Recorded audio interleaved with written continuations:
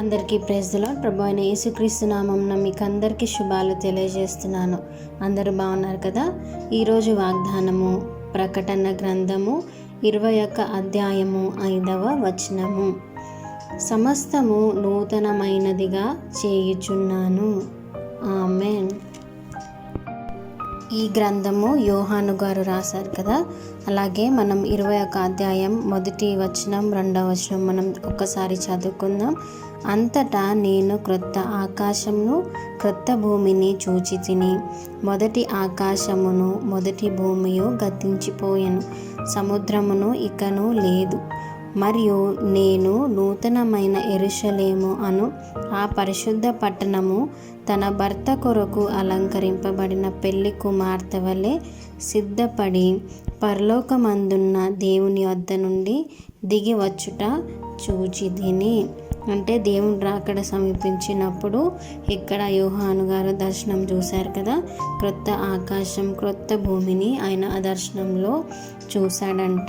సమస్తమును గతించిపోయాయంట. అంటే ఈ మొదటి భూమి ఏదైతే ఉందో, మొదటి ఆకాశము సముద్రము ఇవన్నీ కూడా ఆయనకి కనిపించలేదంట. కానీ దేవుడు ఏదైతే నూతనంగా జరిగించాడో, నూతనమైన యెరూషలేముని దేవుడు అక్కడ యోహాను గారికి చూపించారంట. అలాగే పరలోకమందున దేవుని వద్ద నుండి ఇవన్నీ కూడా ఒక పెళ్లి కుమార్తె దిగి వచ్చుట, సిద్ధపడిన పెళ్లి కుమార్తె దిగి వచ్చుట యోహాను చూశాడంట.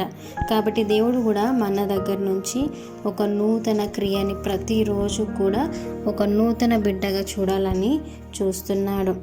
మనము కొరింథీయులకు 5:17 వచనంలో మనం ఒకసారి చూసుకుంటే, కాగా ఎవడైనను క్రీస్తునందున్న యెడల వాడు నూతన సృష్టి, పాతవి గతించెను, ఇదిగో క్రొత్తవాయెను.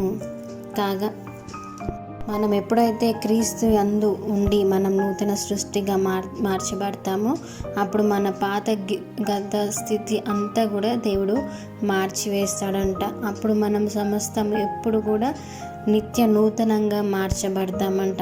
కాబట్టి అట్టి జీవితాన్ని మనము క్రీస్తు యందు ఉన్న వారంగా మనము మన జీవితాన్ని కొనసాగించుకునే వారంగా మనం ఉందాం. అలాగే యెషయా 43:19 వచనంలో మనం చూసుకుంటే, ఇదిగో నేనొక నూతన క్రియ చేయుచున్నాను.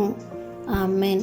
ఎప్పుడైతే మనము క్రీస్తునందుండి మనం నూతన సృష్టిగా మార్చబడతామో అప్పుడు దేవుడు నూతన క్రియ చేయడానికి సిద్ధంగా ఉన్నాడంట.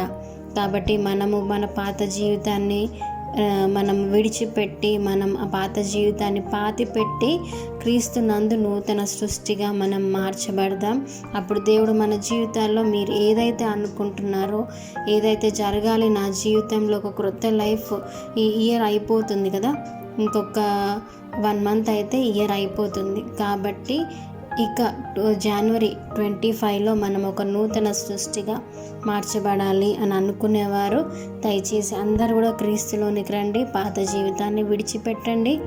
దేవుడు మిమ్మల్ని ఒక మంచి నూతన సృష్టిగా మార్చాలని చెప్పి ఇష్టపడుతున్న దేవుడు.